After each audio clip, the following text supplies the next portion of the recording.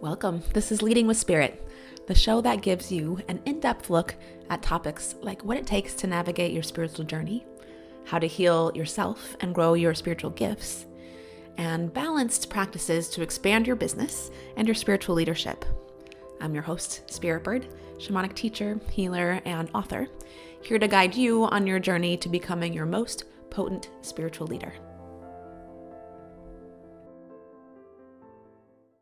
What is one of the number one ways that we hold ourselves back?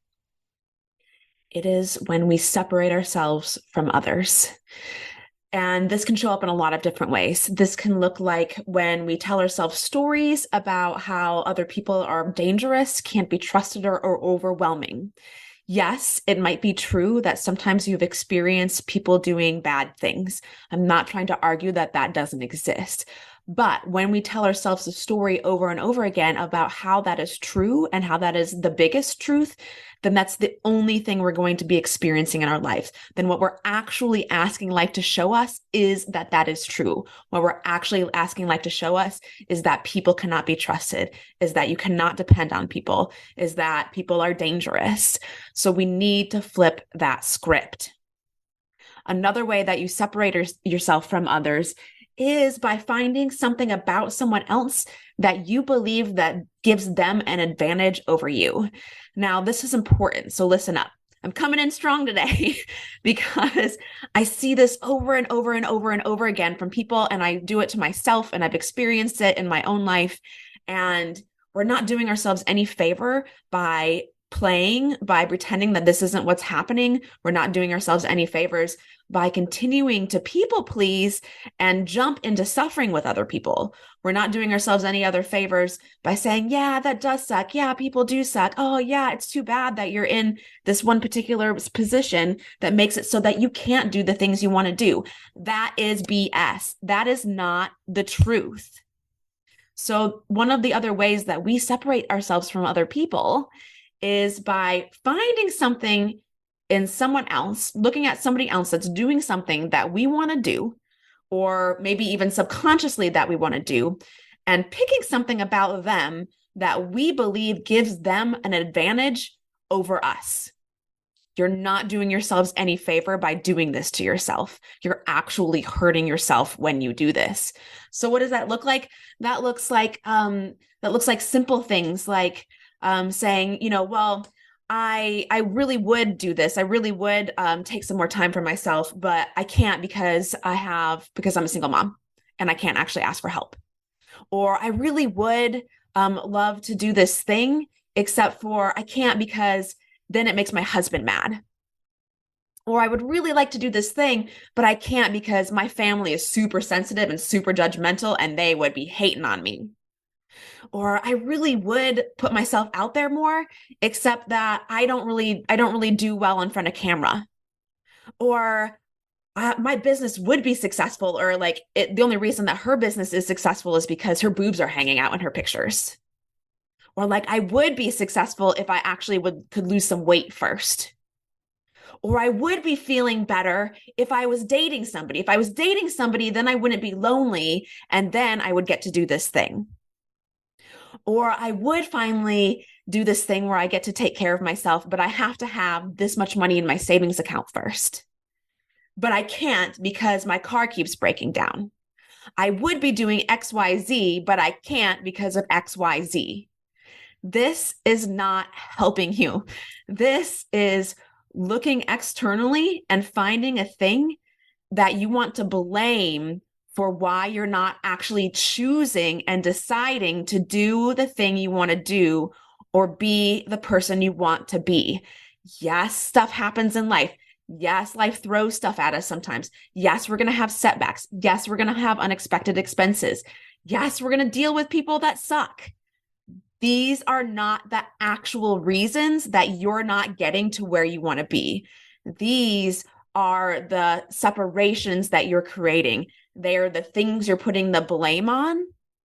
And actually, sometimes we do that because it feels like then we don't have to be responsible for ourselves. But that is actually disempowering. What is more empowering is instead of saying, this thing that's not my fault is the reason that I can't be who I want to be or do what I want to do, and instead say, actually, I'm deciding right now that I'm going to be this person, and then making the action steps to let that be true. This is so important.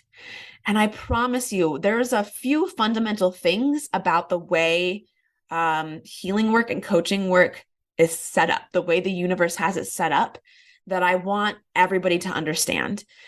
Regardless of whether you're trying to grow your business, regardless of whether you believe that you're meant to be a healer, regardless of whether you're actually looking to invest in support, I don't really care whether you're trying, if you're considering joining a program or not. I don't really care whether it's mine or not. This is so important. I really want you to understand this. Number one, when you believe that it's time for you to start a coaching or healing business or grow one, or maybe you already have one and you're ready to put out a new offer, one of the first things you're going to do is you're going to hit self-doubt, because you're going to look at how you're not 100% healed in that area. And so you're going to question whether or not you should be allowed to teach it. You should know that if you are not 100% healed in that area, that automatically qualifies you as being able to teach it, because it means that you are in a deep study of it. If you are trying to find spiritual partnership and you feel like you haven't, you probably should be teaching spiritual partnership, because you have been deeply studying what is required for that and what the sabotage and blocks look like and what needs to be healed in order for you to find it. If you are trying to teach self-love, but you still have moments where you go into your pit of despair, that means you're still qualified to teach it. It means you actually know what it takes to love yourself. It means you were just inherently given this thing. How could you teach something if you just inherently knew how to do it? How could you teach self-love if you didn't have to go through a journey of learning how to love yourself? So you should know, if you have doubts about teaching something, if you feel like you are struggling with the thing you want to teach, use that as affirmation that you are actually on the right track. That is actually the thing that you are supposed to teach. Number two, you should also know this, and this has to do with separation again. When we approach something that we want, when we see a vision of what we want or a desire of what we want, you've got to know that you actually have what it takes to bring that forward. And it has nothing to do with your life circumstances. And it has nothing to do with what's going on in your life right now. And what's important for you is to not look at all of the external things to evaluate whether it's the right time or not. What is important is that you actually follow that burst of excitement that comes from inside of you. And yes, sometimes it's scary as hell. Sometimes it is super scary and it doesn't make sense. This is the reason that a lot of us stay trapped in our lives or trapped in our minds, because we don't trust our intuition. And those little bursts of excitement are usually followed with fear. And so you've got to know that it's probably not going to feel safe. It's not going to feel like, yes, now is the perfect moment. Everything has all come into place and now is the time. So you've got to know that that is going to be part of the process pretty much regardless of anything you do. If it matters, if it's actually important to you and it's actually the right time, you're going to feel some of that. And then third, again, having to do with separation, this is part of one of the ways the blocks work.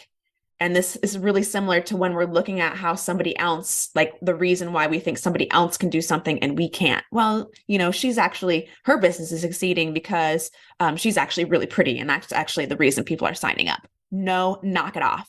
That's not the reason. One, while she's succeeding. And two, that's not the reason that means that you cannot succeed. So knock it off. You're not doing yourselves any favor by doing that BS. And you're actually not doing anybody any favor with that. You're causing separation. That is not why we're here. We're here to connect and love each other and love ourselves and help other people remember how to love themselves.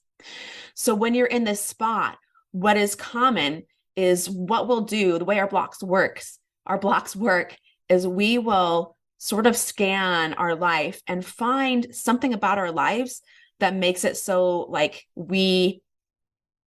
it would be like the most triggering. It would be like, well, I would if I didn't have to do XYZ. And in our minds, our ego is going to come in and make it like the most drastic reason. This is the way that we keep ourselves both safe / stuck. So that might look like, well, I would be following my desire to be a plant medicine guide, but I have children and I can't do that because that would risk the safety of my children. And of course, yes, there is a place with being conscious of what you're doing, but this is actually the ego block that's coming in and saying, well, everybody else can do it. Anybody else would be able to do it, except I can't because of this one really specific thing. And it's really, really drastic and dramatic. So that means like, I actually just can't. I really just can't. And this is how deep seated that ego block is. That's how deep seated the ego will try to keep us safe. But what it also does is keeps us from our soul desire and keeps us from fulfilling the actual reason that we came to earth in the first place. It might look like, well, I would devote time to my business, but I need to help my husband with his business first. And once we get his business up, then I'll be able to do mine. And we actually really can't do mine right now because all of our money is going to his. And so literally our bank account says that I'm not allowed to do anything except for what will support his business right now. That is BS. That is not the truth.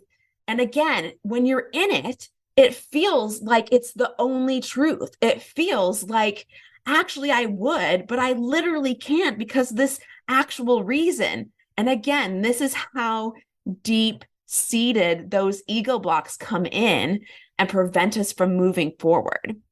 And I want to be clear, I'm not saying this to pressure you. I would love for you to come work with me.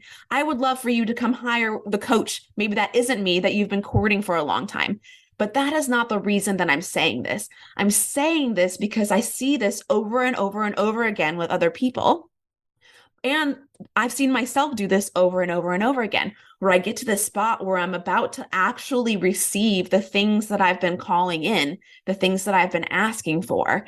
And I bring in one of those reasons, one of those, I would, but I literally can't, is what it feels like. It feels like this tightness in my body of like, oh my God, my whole soul wants to do this.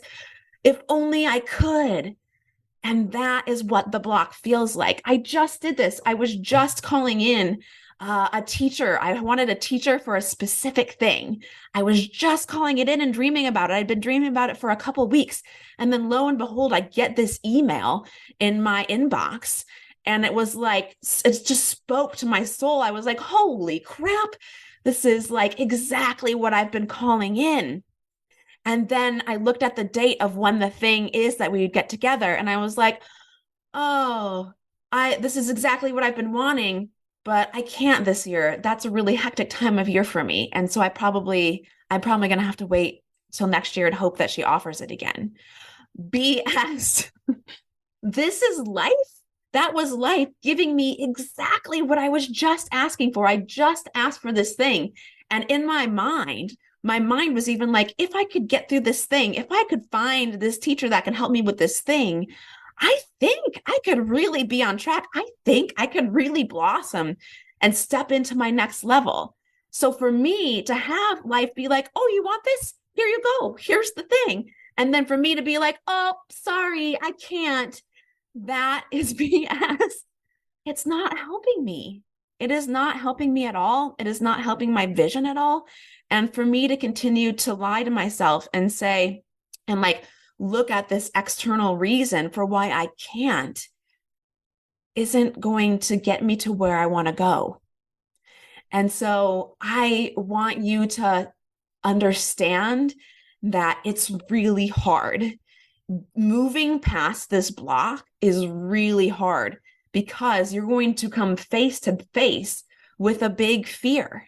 You're going to come face to face with a belief about why you can't. And it's going to look like it's actually true, but it's not. This is the illusion. This is the first test. This is the biggest step that we actually have to take. It's the hardest one because our mind and our logic is going to give us 10 million reasons why it's true and why we can't. But you have to know that passing through that block, passing through that belief is how you actually get to the other side of what you've been dreaming about.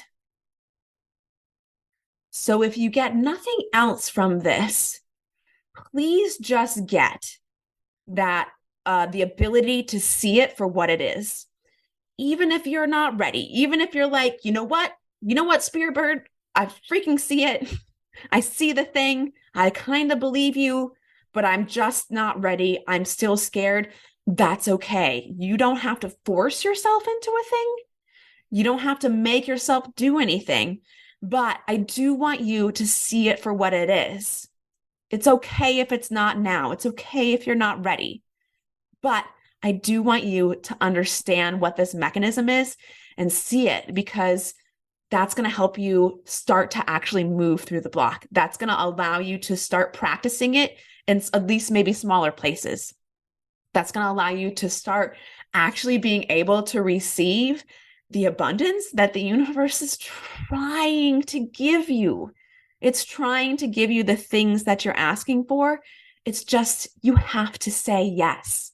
You have to say yes, even if it doesn't make sense, even if you're not sure how it's going to get you to where you want to go, and even if it feels scary. Okay. That's all I want to share with you today. And I know I'm coming at you intense, but it's so important. This is so important. And honestly, it makes me so sad to see people get to this point and then turn away on their own soul and turn away from themselves for something that doesn't have to be their experience. And so please just take some of this to heart, that you can change your reality, you can change your paradigm, and you don't have to keep buying into these blocks that your ego, thank you so much, that your ego is trying to do to prevent you from stepping into unknown territory. That's all it's trying to do. But that unknown territory is also what you're calling in. It's what you're asking for. It's the new life that you're recording.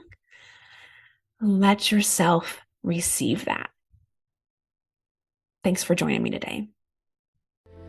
Have you been hearing the call to expand your spiritual gifts and step into your next level of conscious leadership?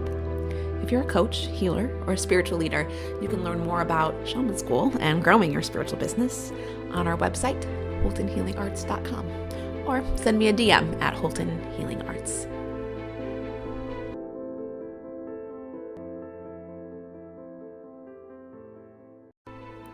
Welcome to today's Member Query episode, where we explore questions about spiritual paths, intuitive gifts, growing a spiritual business, and shamanism. Do you have a question for us? Send us a DM at Holton Healing Arts. This question is from an Instagram follower, and the question is, how do I make room for abundance? And of course, that is by making space, by letting go of things. And this is not only physical things, this is emotional things, this is also beliefs. So just like when you want to make room for a new thing in your life, it can help to like declutter your home, declutter your closet, like get rid of physical things, get rid of, like, oftentimes when we hold on to old things, what we're actually telling the universe is that we don't trust that it's going to provide what we need. And so in that way, we're blocking the universe from being able to give to us. I am even like that with food sometimes. Like when I hoard, like I love to have my cabinets full of food. I grew up kind of in the country, so we always had a pantry full of stuff because we couldn't just run to the store. And so that's just sort of part of my habit. But what I'm doing when I'm hoarding that is telling the universe, like, I don't actually trust you. And I don't believe that I can rely on you to provide me what I need. And so I have to take control of that myself. So this is how we actually block the universe. But we can also be hoarding beliefs and ideas. And so oftentimes when you're ready to move into a new part of your life or step into abundance, what needs to shift or what you need to let go might be beliefs or attachments to how you used to do things you believe. Like, what are some things that you believe, maybe that came from your family, about how the world works, or what is valuable, or what matters. These show up often as like personality structures or big ego attachments. When we have these ego attachments, what we're doing is keeping ourselves in sort of an older paradigm that doesn't work for us anymore. And so we actually just need to let those go. And that is how we make space for abundance. I hope you enjoyed this episode of Leading with Spirit. If you did, please share the link for this episode with your biggest takeaway, tagging me at Holton Healing Arts. It would also support me if you subscribed and left a rating and review of the show so we can support more people living their highest purpose. Until next time, journey on.